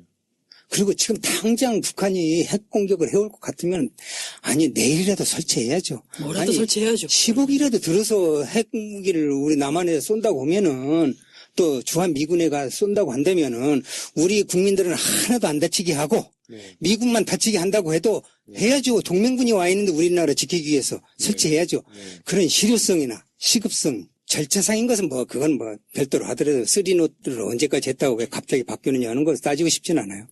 실효성과 시급성이 특히 중요해요. 지금 북한이 핵무기를 쓸 수 있다. 지금 급하게. 그러니까 지금 해야 된다고 한다면은요. 너무 위험한 얘기고 너무 위험한 발상이에요. 네. 너무 위험한 가설이고. 우리가 해야 될 일은요. 사드를 배치해서 사드 때문에 북한이 핵무기를 안 쓰는 일은 없을 거예요. 사드 때문에 핵무기를 안 쓰겠습니까? 그걸 위해서 사드를 배치하는 게 아니라 핵무기를 쓰지 않는, 미사일을 쏘지 않는 환경과 조건들을 만들어주는 거예요. 그게 외교가 할 일이고 그것을 대통령과 외교부 장관과 국방부 장관이 해야 되는 일입니다. 이것을 방기하고 그저 방어가 최고다. 공격해오지 않게 만드는 것이 더 중요하지 않겠어요? 물론이죠. 이미 공격을 할 때는요, 전쟁인 거예요. 아니, 우리 두 의원님들, 그리고 우리 저 애청자들 생각해보세요. 북한이 지금 핵무기를 써서 미사일이 날라오고 있으면 제일 먼저 할 일이 뭐겠습니까? 여러분들. 내 아들, 딸, 부모, 마누라, 남편, 어디 있느냐? 어디로 모여야 되느냐? 지금 날라오고 있는데 몇 분 안에 터진다는데. 뭘 하고 있겠어요? 근데 사드가 있으니까 우리를 막아줄 거라고 태연하게 있겠습니까? 실효성도 없고요. 아니, 이건 그런 일이 생기지 않게 한다고 국민들한테 설득을 하고 그런 노력을 해야 되는데 이 군인들은 전쟁을 네. 예비해서 있는 네. 거지만 외교관들은 협상을 해서 전쟁을 막자는 게 평화적인 방법으로 해결하자고 하는 거 아닙니까? 그러니까 지향하는 바가 다르기 때문에 대통령이 국군 통수권자가 어느 쪽에 비중을 두고 정책을 하느냐 하는 게 매우 그래서 중요한 거예요. 전쟁을 가상을 하고 전쟁에 대비해 더 중점을 두느냐 아니면 협상을 통해 가지고 외교력으로 이 문제를 풀어야 되느냐 하는 것은요. 전쟁과 평화냐를 결정하는 문제인 겁니다. 이게 그냥 단순하게 생각하면 안 되는 거예요. 매우 심각하고 이게야말로 안보의 핵심 요소입니다. 그리고 저는 이번에 그냥 제 개인적인 사견인데, 광화문 촛불, 박근혜 대통령이 200만 촛불 보고 깜짝 놀랐잖아요. 전 두 번째로 김정은이가 보고 되게 놀랐을 것 같아요. 야, 200만 촛불을 보고 김정은이가 무슨 생각했겠어요? 야, 핵을 통해서 남한을 만약에, 적화 통일해도 저 5천만 국민을 내가 통치할 수 있을까? 아마 이런 생각했을 거예요. 이게 네. 핵, 이번에 촛불 집회에 대해서 네. 참 북한도 그럴 테고 우리 정치인들도 그럴 테고 미국도 그럴 테고 일본도 그럴 테고 정말 대한민국 국민들 대단하다. 이거 뭐 김정은이 분명히 놀랬겠죠? 김정은 같은 경우에는 이게 적화 통일해서 저걸 어떻게 해? 저 국민을 어떻게 내가 통치해? 그러니까 핵은 아마 촛불을 보고 핵은 아마 이제 마음적으로 자기가 죽기 전에는 핵 못 쏠 거예요. 제가 볼 때. 우리가 지금 이런 우리 정치 발전이라고 저는 생각됩니다. 네네. 우리가 너무 정치 발전이라는 얘기를 오랫동안 몇십 년간 해왔기 때문에 이제 너무 진부한 용어가 돼가지고 쓰고 싶지도 않지만. 여전히 숙제인 거죠. 예. 여전히 숙제인 거죠. 그렇지만은, 정치가 참 국민들을 얼마나, 그러니까 나쁜 정치가 얼마나 국민들을 깨우치고 훈련을 시키고, 해서는 안 될 일 잘 알고 있고, 국민들은 지금 그렇게 하고 있는데, 지도자들은, 정치인들은 해서는 안 될 일 하고, 국민들은 해서는 안 될 일들, 범죄자들을 빼고는 정말 선량한 시민들은 정말 해서는 안 될 일들은 안 하고 있잖아요. 그렇죠. 촛불 집회가 여실히 보여주고 있지 않습니까? 이걸 믿어야지요, 국민을. 촛불 집회는 이제 한반도의 평화를 정착시킬 수 있는 아주 위대한 이제 통일론도 네. 저렇게 평화적인 방법으로 국민들의 여론을 수렴을 해가고 하면은요, 네. 거기에 힘이 있는 거 아니겠어요? 사드 문제도 바로 그런 거 아니에요? 김정은은 그걸 봤을 것 같아요. 대한민국 국민이 호전적이지 아니하다. 네. 호전적이지 아니하고 얼마든지 아닌 게 아니라 저 촛불 드는 심정으로 우리와 대화를 할 수 있고 신뢰를 보낼 수 있는 사람들이다. 이런 생각은 가질 수 있을 것 같다는 생각은 들어요. 그래도 이제 저희가 뭐 빠르면 그 헌재에서 우리 탄핵을 인용하면 한 3개월 내로 우리 새로운 대통령이 또 선출될 수 있잖아요. 그때는 이제 아마 이수혁 위원장님의 또 역할이 더 커지실 것 같고요. 저는 어떻게 커질까요? 좀 기대가 되는데. 외교 제가 감이 안 안보에 오는데. 네, 그쪽에 큰 역할을 해주실 것 같은데 저는 그 새로운 대통령한테 이런 거 좀 제안하고 싶어요. 뭐 핵무장론 말고 진짜 우리 대한민국이 또 조선이 강하잖아요. 항공모함은 진짜 뭐 건조했으면 좋겠어요. 항공모함. 우리가 반도국가인데 아니 일본 같은 경우는 1차 세계대전 때 항공모함이 있었고 지금 중국이 지금 항공모함 건조하고 있잖아요. 우리나라 그 조선 실력으로 항공모함 건조할 수 있죠. 이제 핵모함을 만들어야 될 거 아니겠습니까? 근데 우리는 핵은 쏙 빼고. 미국한테 핵에 대해서 아니, 너무 핵 빼고. 많은 규제를 받고 있기 네. 때문에 네. 항공모함 만들려면 핵 항공모함을 만들어야 되겠죠. 네. 그리고 항공모함, 그러니까 핵 항공모함이나 핵다 빼고요. 항공모함 만들. 핵을 뺀 항공모함. 네. 우리가 이제 거기에 많은 이제 뭐 비행기와 또 우리 반도 국가를 특히 독도 문제도 있잖아요. 독도 문제도 있기 때문에 저는 항공모함을 빨리 건조해서 우리가 또 해군력도 더 강화시키고. 제가 이런 얘기하면 또 정말 저를 진보주의자라고 얘기할지 몰라도 다들 알아요, 지금. 무장 아니 아주 뭐 급진적이고 네. 그런데 뭐 무장은 중요하죠. 네. 그렇지만은 언젠가는 그 무기가 그 많은 무기가 쓸모없는 날이 오지 않겠습니까? 네. 그러니까 더 큰 무기 만드는 데에 국가 예산과 노력을 기울일 게 아니라 적은 무기로도 지금 유럽 보십시오. 얼마나 좋게 발전돼 가고 있습니까? 평화를 지향해서. 남북한 관계도 좀 빨리 그런 날이 와가지고요.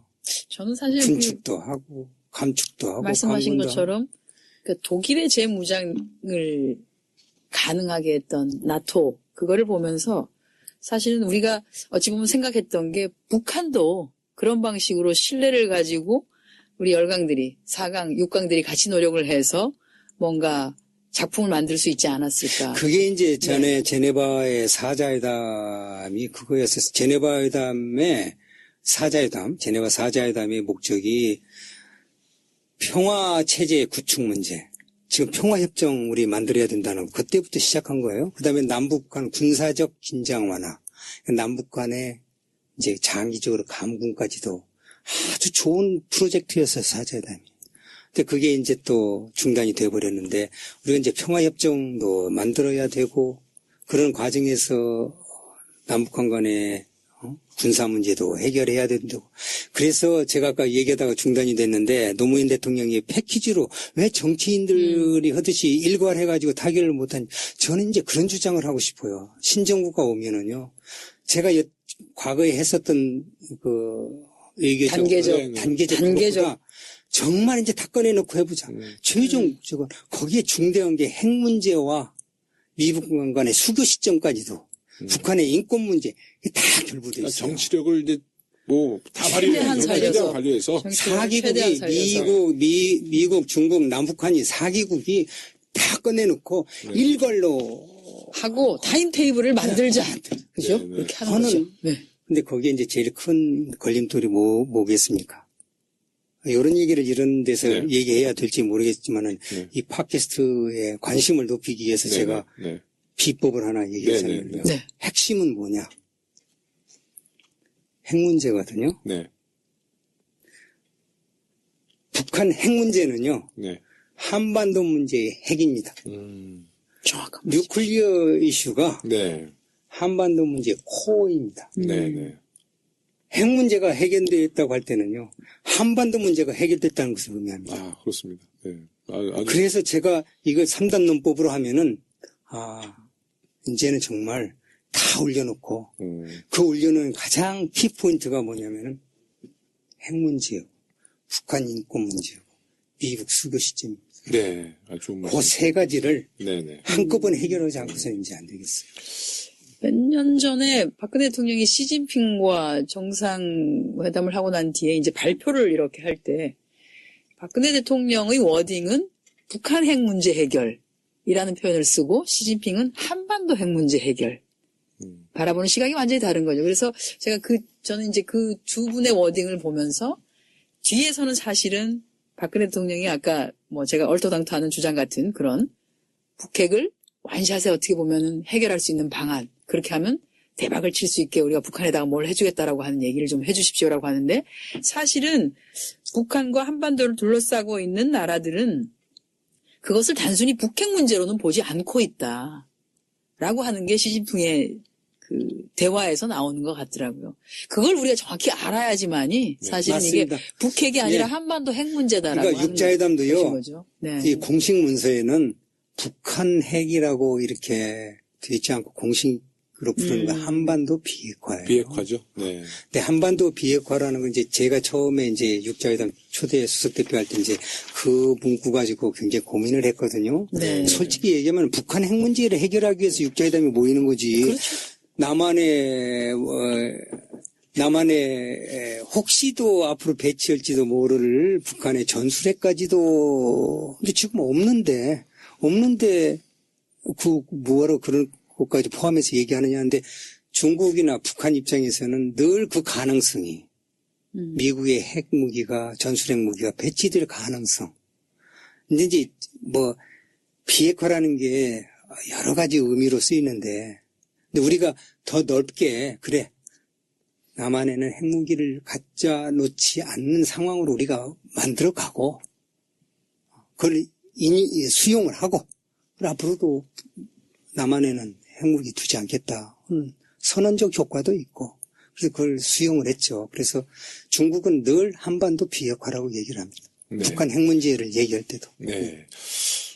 오늘은 이제 이수혁 더불어민주당 한반도 경제통일위원회 위원장님을 모시고 민주정부 10년과 보수정부 9년의 대북 정책을 비교해보고 북핵 문제 해법에 대해 이야기를 나눠봤습니다. 잖아요. 그러니까 아마 일반 공무원들도 이수혁 위원장님과 비슷한 생각하실 거예요. 그렇습니다. 근데 이제 용기가 없어가지고 네네. 직원이나 자기 입장을 분명하게 얘기하는 것을 조금만 높아지면은 또 권위를 찾기 때문에 네네. 그 앞에서 이제 기갑이 이리 죽죠. 근데 우리 이수혁 위원장님이 국정원 1차장을 지내셨어요. 예. 주로 이제 1차장, 2차장, 3차장까지는. 예. 네, 1차장은 주로 어떤 역할을 하셨어요? 1차장은 뭐 그 정부 때마다 이 직제를 바꾸고 아, 그래요? 업무를 달렸는데 제가 할 때는 해외 파트하고 경제 파트. 대외 경제. 해외하고 국내 경제. 아, 국내 경제. 예. 그럼 2차장은 국내 이제 정치. 네네. 그럼 3차장은 대북 관계죠. 네네.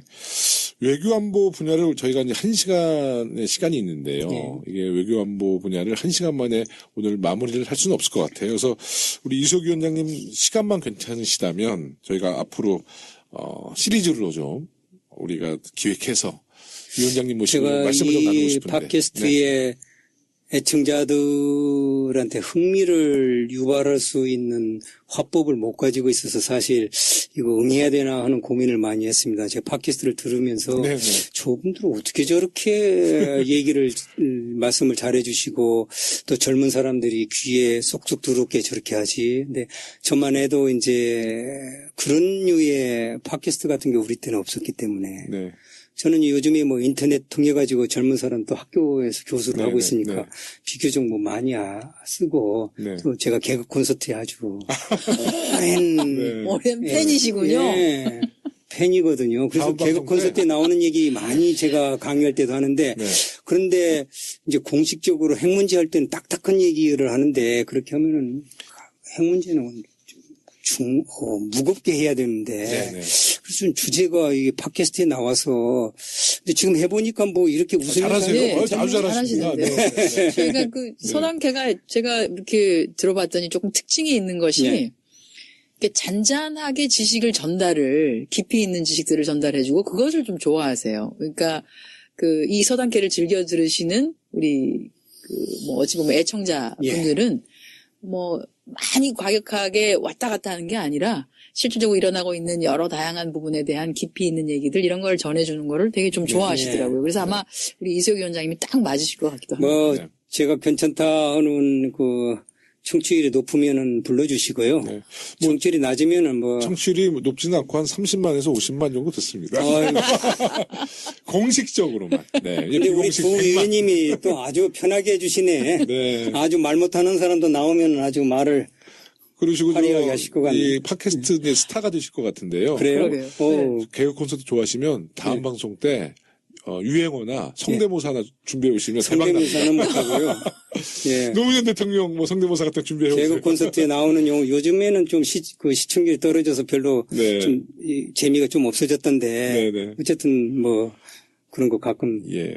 하여튼 꼭 활용합니다. 모시겠습니다. 꼭 나와주세요. 감사합니다. 이게 예, 우리가 불러주십시오. 그 안보 외교 또 예. 역사를 위해서도 예. 굉장히 중요한 그렇습니다. 네. 좀 시간이 될 저도 것 앞으로 같아요. 네. 이런 류에 해서 좀 외교 안보가 얼마나 중요한지 사실 양대축이라고 하지 않습니까? 그럼요. 네. 안보와 경제하고 하는데 근데 지도자들은 사실 민주당도 그런 것 같아요.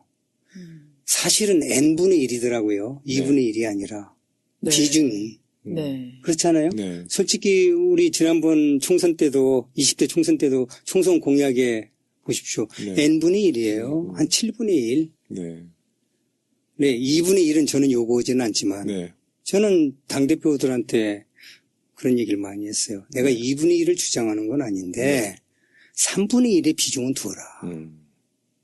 그 외교 안보가 중요하다고 하면서 절대 중요하죠. 네. 뭐 n분의 1에 7분의 1 포심밖에 안 하면은 어느 국민이 저도 그래서 비례대표 안 들어간 거 아니겠어요? n분의 1이니까. 맞습니다. 그 말씀 맞습니다. 네. 아이고, 좀 아쉬운 부분인데 일단은 이제 광고가 준비되어 있습니다. 네, 우리 잠시 광고 듣고 본격적인 이야기 나눠보겠습니다. 네, 이수혁 위원장께서는 외교 관련 여러 저서를 집필하셨는데요. 그중에 북한은 현실이다라는 책이 북한과의 외교와 관련한 기본 방향을 잘 담고 있는 것 같습니다. 책이 나온 지 꽤 됐죠? 예. 네. 지난주 방송에서 대통령의 기록물을 통해 민주 10년과 보수 9년을 비교해 봤는데요. 청취자 여러분들이 좋은 평가를 해주셔서 이런 기획을 하게 되었습니다. 이런 방송을 통해 누가 더 유능한 정치 세력인지, 누가 더 국익과 국민을 위해 일하는 정당인지 보여드리고 언론의 잘못된 보도나 진영 논리로 인해 잘못 알려진 사실을 바로잡는 기회로 만들어 볼까 합니다. 오늘은 외교 분야를 주제로 진행해 볼 텐데요. 우리 당 최고의 외교 전문가를 초대 손님으로 모셨습니다. 30년 넘게 외교관으로 활동하시고 참여정부에서 국정원 1차장까지 지내신 더불어민주당 한반도경제통일위원회 이수혁 위원장님을 모셨습니다. 안녕하세요. 예, 안녕하세요. 반갑습니다. 반갑습니다. 초대해 주셔서 감사합니다. 네. 근데 국정원 1차장이라는 제가 이 경력을 보고요. 예. 좀 무서울 줄 알았는데요. 이렇게 뵈니까 역사학자 같으세요. 네. 학자 같으세요. 네. 요즘에 학생들 가르치고 있기 때문에 아. 네. 예. 학자 많네요. 네. 예, 벌써 뭐 학계에 있은 지가 지금 9년입니다. 네, 예. 그러시군요. 예. 지난번 20대 총선 때 예. 저희 그 당에 이거 또 아픈 얘기 하시네요. 예. 용기 있는 방송이기 때문에 비례대표로 출마하셨는데 참 아쉽게 당선되지 못하셨어요. 근데 아쉽다고 하시는 분이 뭐 말로만 그렇지 실제 아쉬워했는지 잘 모르겠습니다. 아닙니다. 20대 아니, 저 진짜 아쉬웠었어요. 네, 20대 사실. 총선 시작할 때 많은 언론에서 예. 더불어민주당의 외교통이 없다고 예. 많이 또 지적해 주셨고요. 뭐 저를 얘기한 건 아니겠죠, 뭐. 아닙니다. 우리 위원장님이 이야기한 거고요. 감사합니다. 제가 작년에 그 8월 8일 날 중국 사드 때문에 중국 갔잖아요. 예, 그러셨죠. 그때 아마 이수혁 위원장님이랑 같이 갔었으면 예. 우리 그 보수 언론에서도 비판 못했을 텐데. 예. 그리고 왜 그런 차관을 못 하셔가지고. 예. 그러게요. 그 당의 한반도 경제통일위원회는 어떤 일을 하는 곳인가요? 이게 사실은 재작년이군요. 네네. 재작년 말쯤에 문재인 당시 민주당 대표님께서 신한반도 경제지도라는 구상을 내놓으시고 네네. 그래서 이걸 추진할 기구로서 한반도 경제통일위원회라는 걸 만드셨습니다. 네네. 근데 그 당시에는 상설이 아니고 네.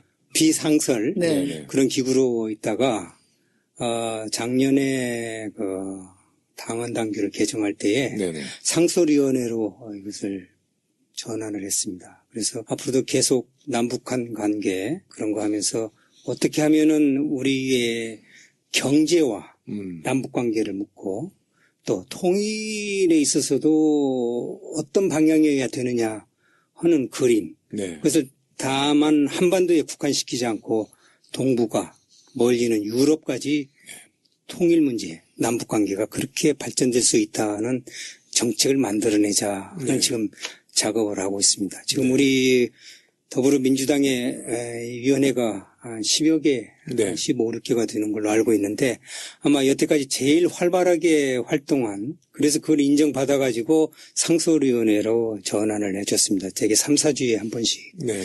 위원들이 모여가지고 심지어 이제 핵 문제까지 네. 남북 관계라는 건 뭐 결국 핵 문제가 또 중심이니까 그렇죠. 네. 그래 이제 조만간에 원고가 다 됐는데 소책자를 발간해서 필요하다고 하시는 네. 분들께 배포를 지금 할 계획으로 작업 중에 있습니다. 그래요? 바로 그런 일을 지금 우리 위원회가 하고 우리 있습니다. 당대표한테 주시면 예. 사실 이게 싱크탱크잖아요. 예. 네, 우리 당대표한테 주시면 예. 한정희 의원님도 받아보시고 저도 받아보고. 예, 우리 그렇죠. 의원님들께도 다 네. 드리려고 합니다. 예산이 많으면 좀 많이 발간을 해가지고 네네네. 네, 꼭 많은 한번 분들이 보겠습니다. 보시도록 그렇게 할 예정입니다. 네, 우리 위원장님은 1975년도에 이제 외무고시에 합격하시고 예. 박정희 대통령 때부터 이제 그렇습니다. 외교관 활동을 예. 하셨는데 6명의 대통령을 그런 격이 됩니다. 모셨어요. 어느 대통령 모실 때가 그래도 가장 보람과 뭐 행복까지는 아니라도 좀 보람이 있었어요. 아무래도 저를 오늘 이 자리까지 만든 것은 노무현 대통령이시니까 또 가장 활발하게 네. 했고 그 전에 김대중 대통령 때는 제가 또 비서관을 통상 비서관을 했습니다. 네. 그래서 김대중 대통령을 모셨고 그 전에는 뭐 이제 김영삼 대통령. 관리로서 이제 뭐 한 것이지 뭐 대통령들을 직접 모시거나 네네. 대면에서 뭐 보고를 드릴 지위도 그렇게 안 됐고 네. 그분들이 이제 멀리 그냥 그렇게 모셨던 거죠. 그러니까 저한테 인상은 뭐니 해도 노무현 대통령님이 가장 저는 너무너무 존경하고 좋아했습니다, 사실은. 그러니까 사실 노무현 대통령이 외교를 균형 외교를 잘하셨는데 그 중심에는 우리 위원장님이 계셨군요. 네. 아마 지난번에 김선희 사건하고 네. 지금 최순실 사건 비교하는 것을 이해찬 의원님하고 그렇죠. 박봉계 의원이 공표할 때 네. 제 이름이 거기에 딱 나와 있더라고요. 네. 김선희 사건 때에 4월 16일 그 세월호 사 그때 아침에 터졌을 때 바로 그랬죠. 아침에 저를 불러서 조찬을 저도 그 당시에 사실 아주 극비리에 들어갔기 때문에 네네. 이번에 뭐 보안 손님 뭐 그거 볼 때 물론 청와대 자주 갔었지만 네네. 대통령 네네. 아침에 조찬을 하러 7시 반인가 7시인가 네. 거기 가서 이제 조찬하면서 여러 얘기를 하고 해서 이 사건 겪으면서 정말 새록새록 노무현 대통령이 얼마나 부지런하게 외교 안보 문제를 지키고 저는 참 많이 배웠어요. 네. 노무현 대통령. 그 당시 차관보였습니다. 네. 장관이 아니었고 차관보였는데 차관보가 일은 다 하죠, 사실. 아니 그런데 지금 박근혜 대통령은 뭐 장관도 안 대면을 보내니까. 안 하시니까. 거기는 일을 안 하는 대통령이니까 뭐 장관 그러니까 차관보가 뭐 주로 구분할 필요가 관저에 없죠. 주로 네. 관저에 머무시는 저는 대통령이라서 지난번 네. 그 기사를 보고 네. 뭐 이수혁 차관보가 갔다 그렇게 간단히 볼 일이 아니라 차관보였다. 차관보까지도 친히 부르셔서 조찬 같이 하자고 그러면서 얘기를 듣고 대책을 세우려고 하셨다는 그것이 좀 더 부각이 됐어야 되는데 뭐 별로 그렇게 그냥 이름만 나오고 네네. 그 부분은 또 부각은 별로 안 해서 개인적으로는 지금 말씀 주시니까 정말 그 굉장한 지점이네요. 예, 그런 아니 부분들은. 이수혁이라는 사람이 그죠? 중요한 게 아니라 네네. 직위 차관보라는 사람도 아침에 그것도 그냥 와서 보고하라는 게 아니라 조찬을 주시면서 독대 수준으로 그렇게 하셨다는 것은 예, 뭐 제가 그만큼 뭐 중요해서가 아니라 제가 지금 얘기하는 것은 차관보 그러니까 실제로 일을 진행하고 있는 실무자죠. 사람들의 네네. 예. 그 능력이나 그분들이 판단하는 것들을 필요하면 굉장히 노무현 대통령을 높이 그렇게 평가한다는 불러서 거죠. 네. 네. 불러서 그렇게 직접 실무 책임자한테도 듣고 하시는데 참 이번에 이거하고 비교해서 가슴 뭉클하기도 하고 참 여러 가지 정말 복잡한 비교가 질문, 많이 되는 예, 것 같아요. 복잡한 네. 참고로 질문 같습니다. 제 자랑을 좀 하자면 예. 제가 저희 남편을 노사모에서 만나서 결혼했습니다. 아, 정말요? 좋습니다. 예. 아, 그럼 노무현 대통령한테 그 이 당시에 중매를 쓰신 거죠. 네. 양복 한 벌 해드렸어야죠. 아니 뭐 대통령님 형편이 저보다는 조금 나으신 것 같아서 이거 형편의 문제가 아니라 이거는 중간에서 그런 큰 역할을 아니 해주셨으면. 김용우 의원님 왜 또 갑자기 또 예. 네. 그 국민의 정부, 참여정부 때 그 북한 간의 어떤 외교 채널이 가동될 때는 항상 우리 이수혁 위원장님이 계셨다고 그래요. 예, 제가 핵 문제 1차 핵위기 터질 때에 네네.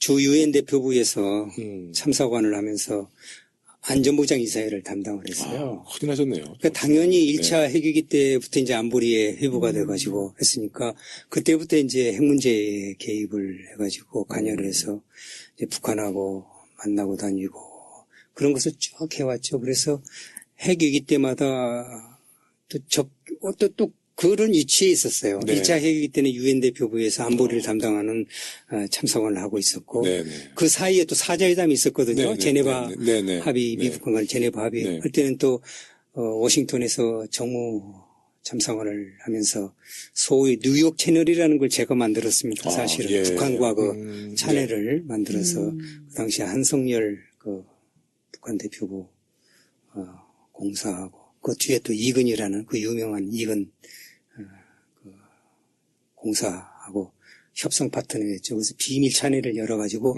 뉴욕 채널을 만들었습니다. 지금은 북한 사람들 만나는 게 뭐 다반사고 네네. 뉴스도 아니지 않습니까? 제가 북한 대표부하고 만나고 다니고 팩스로 주고받고 하고 하는 게 노출이 돼가지고 네. 모 신문에서 톱 기사로 실렸어요. 그때는 뭐 그런 시절이죠. 톱 기사로. 네네. 그래가지고 제가 이제 제가 누설한 건 아니지만은 야 이건 목다른하겠다 생각을 해서 그 특파원한테 항의를 했죠. 네네. 누구한테 그 얘기를 들었느냐. 네네. 그랬더니 네. 그 특파원이 이 선배 나중에 통판 떠달라고 하지 마십시오 그러더라고요. 그래서 난 무슨 말인지 몰랐죠. 나중에 이제 설명을 하는데 그 신문에 네. 안보 보수의 네. 최대의 그 신문사인데 네네. 저 광화문에 예, 광화문에 제가 얘기하고 싶진 않습니다. 이순신 장군 앞에. 근데 네.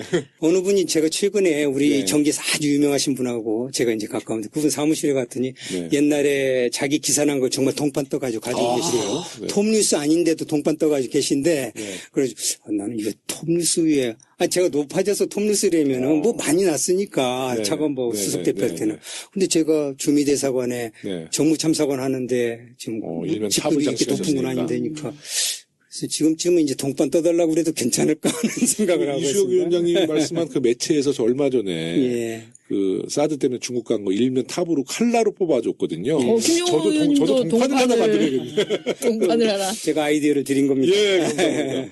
근데 이제 북한과 이렇게 직접 만나보시고 접촉하시고 또 근데 같은 동포끼리 사실 외교라고 하는 말 자체도 참 서글퍼요. 근데 그렇습니다. 북한과 어떤 외교 라인 그 채널과 또 다른 나라 또 외교 채널과는 어떻습니까? 그 북한이란 국가가 좀 독특한 그 국가 운영을 하기 때문에 좀 어려움이 많으시죠. 참 에피소드가 많은데요. 저는 이제 사자회담이라는 걸 할 때 그러니까 김영삼 대통령 말기부터 김대중 대통령 초기까지 진행 제네바에서 한 사자회담, 그러니까 남북한 미국 중국 사자회담 할 때부터 이제 본격적으로 제가 이제 그 채널이 되면서 그러니까 거기 그때 만난 거. 그 다음에 이제 육자회담을 이제 하면서, 그로부터 또 한 10여 년 후에 육자회담을 또 제가 네네. 만들었거든요. 사자회담도 만들고 육자회담도 네. 만들었습니다, 사실 제가. 네. 그래서 6자회담 하면서 이제 수석대표로서 또 네네, 네. 그렇게 만나면서 참 많은 것을 경험을 했고, 그런데, 지금 뭐 북한 대표들이 아직도 10% 살아있고 지금 활동들 하고 계시는데 파트너들. 이런 얘기에서 또 행여 네. 도움이 되지 않는 얘기인지 네, 몰라서 좀 뭐합니다만은 그 당시에 수석대표 한 분이 네. 수혁 선생이 그 사람들은 저를 수혁 선생이라고 네, 그래요. 네, 네. 근데 뭐 님자도 안 붙이고 네네, 네. 성도 안 부르고 그냥 수혁 선생이라고 네, 하더라고요. 네. 수혁 선생이 얘기하는 것은 우리가 토시 하나 고치지 않고 평양에 보고한다. 네. 요 얘기는 뭐냐면 저는 이렇게 해서 그랬어요. 그들이 협상 대표들이 하고 싶은 얘기를 네. 건의는 평양에서 좀 싫어할 것 같은 훈련과 다른 건의를 할 수가 없으니까. 그렇죠. 네네. 아. 저도 감 잡았어요. 제 이름을 빌려가지고 네, 네. 수혁 선생이 남조선의 수석대표가 이런 이렇게, 얘기를 이렇게 하는데 얘기를 하더라. 근데 그 사람들이 중요시하는 건요. 우리 정책도 하지만은 사실은 북미 관계가 중요한 거 아닙니까? 북한은. 그렇죠. 네네. 그러니까 미국 정책을 저를 통해서 듣고 싶어 하는 거예요. 그게 미국, 가능했던 게 사자회담 그리고 육자회담을 육자회담. 통해서 다 그런 어쨌든 거예요. 테이블을 그러니까 만들어서 테이블을 그게 만들어서 가능하게 우리가 한 만들어가지고 거니까. 이렇게 하니까 그렇습니다. 우리의 신뢰가 네. 미국이 또 우리를 신뢰했고 중국조차 우리가 이제 주도적으로 했기 때문에 네, 네. 힘이 대한민국에 뭉쳐 있었거든요. 네. 북한도 우리를 통해서 미국을 물론 미국 관간에 하지만은 거기에는 교리들이 있을 거 아닙니까? 물론이죠. 네. 거리가 있어가지고 네. 신뢰가 없기 때문에 네. 그러나 우리는 같은 민족이고 같은 말하고 표현도 통역을 하지 않고 하니까 눈빛만 봐도 좀 그렇죠. 느끼는 게 있고. 그 느낌, 그 심장들이 서로 통하고 네네. 피가 같으니까 훨씬 눈초리 보고 통역을 거치지 않으니까 네네.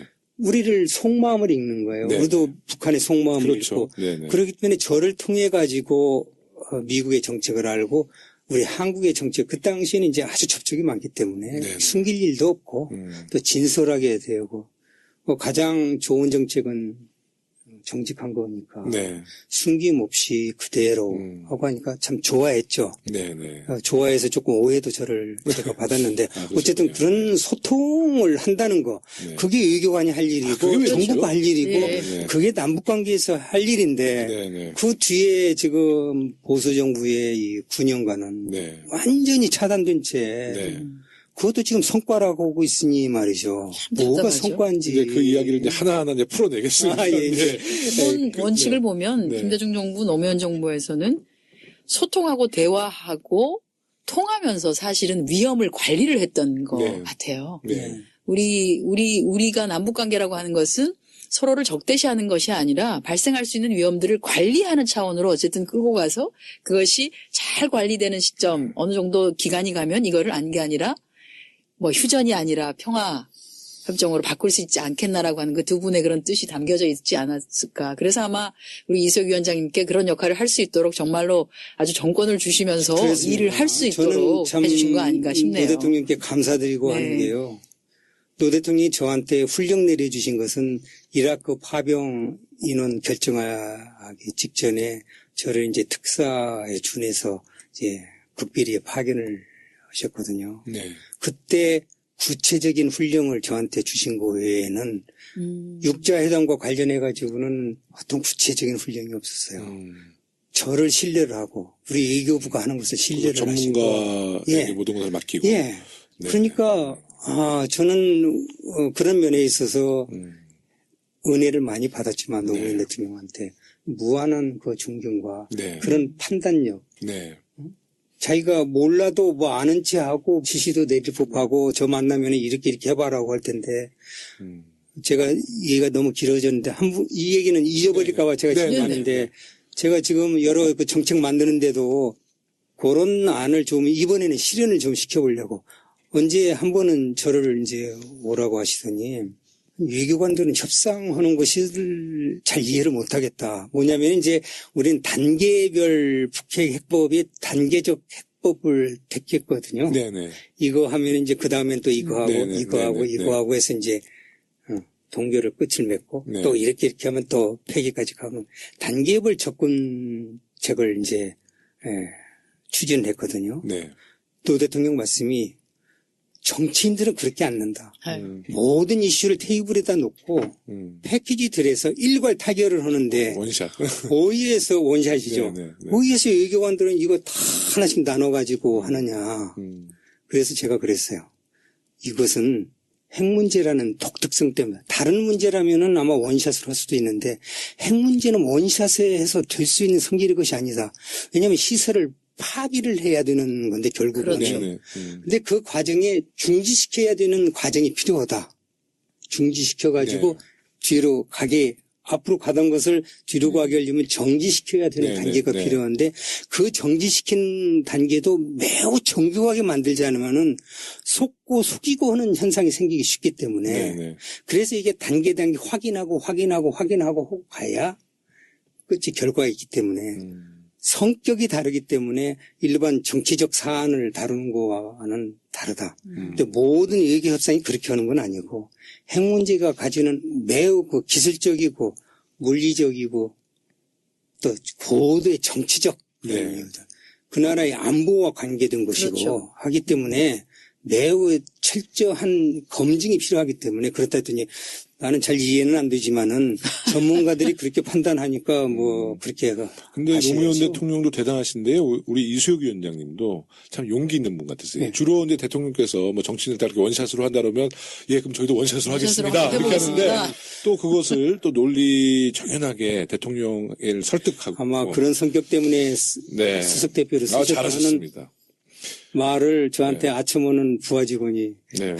해서 그러는 걸 아니, 들은 근데 적이 우리 있었어요. 박근혜 정부에 이수혁 위원장님 같으신 분이 계셨어야 되는데, 뭐, 김기춘, 뭐, 우병우, 뭐, 안쓰- 하라면 그냥 하는 거고, 저도- 대통령이 그냥 주무시면 안 깨우고. 그런 이유로 저를 안 썼다는 그러니까요. 소문을 또 들었습니다. 네. 지금 보시면 그 이후에 이명박 정부, 박근혜 정부에서 그러니까 외교부 후배들일 수도 있고 이렇게 좀 보시잖아요. 얘기도 좀 들으시고 하는데 똑같이 국민의 정부나 노무현 정부 그 이후를 거쳐서 온 지금 외교부 공무원들도 있을 텐데 그 내리는 평가들이 좀 어떻든가요? 잠시 갑자기 또 그게 듣고 싶네요. 어떤 평가? 각 정부에 대한 역대 대통령도- 대통령과 근데 관련해서 비슷하지 않겠어요? 네, 공무원들이라 해서 뭐 판단력이 없고 하겠습니까? 다만 이제 공무원들은 현재 모시고 있는 대통령에 대해서 이상한 소리 하면은 뭐 지금 같은 경우에는 그렇지 않고 자기가 올바른 정책해도 우리 저 노태강 국정 같은 경우 그런 일을 당하는데 네. 그 잘못 발언하면은 자리 보존할 수가 없죠.